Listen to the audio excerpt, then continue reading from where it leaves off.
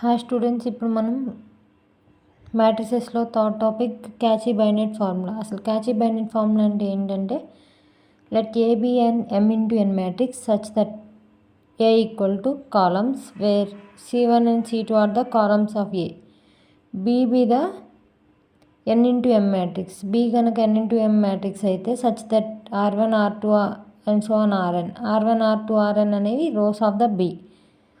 So మనం ఇప్పుడు M into N into values అన్నాం కదా. ఎమ్ కనుక గ్రేటర్ దెన్ ఎన్ ఉంటే det AB equal to 0, where M equal to less than N ఉంటే డెట్ ఏబి ఈక్వల్ టు ఈ formula use చేయాలి. Where M equal to N, M కనుక ఎన్కి equal అయితే det AB equal to det A into det B చేయాలి. ఇప్పుడు మనం third topic మ్యాట్రిసెస్లో క్యాచీ బైనెట్ ఫార్ములా అని చెప్పుకున్నాం కదా. అసలు క్యాచీ బైనెట్ ఫార్ములా అంటే ఏంటో చూసాం కదా. ప్రజెంట్ ఇప్పుడు ఎగ్జాంపుల్ సమ్ చూద్దాం. ఇచ్చిన matrix 2x3 matrix and 3x2 matrix. అంటే ఎమ్ వాల్యూ ఎంత 2, ఎన్ వాల్యూ ఎంత 3.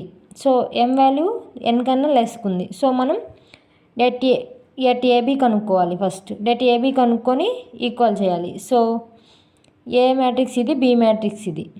Debt AB equal to 4 2s are 8, 6 6 36, 8 minus 6 minus 28 det AB value.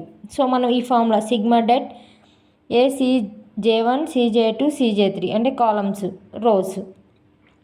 So 1 3 1 1 అంటే ఫస్ట్ కాలం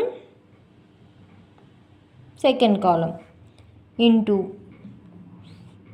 first row second row plus 1 2 3 1 అంటే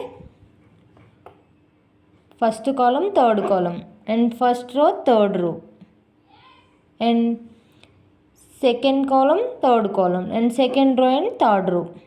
so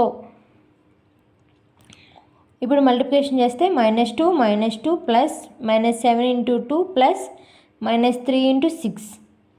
so 4 14 18, 4 32 equal to -28. Det AB equal to ఈ ఫార్ములాకి. Okay.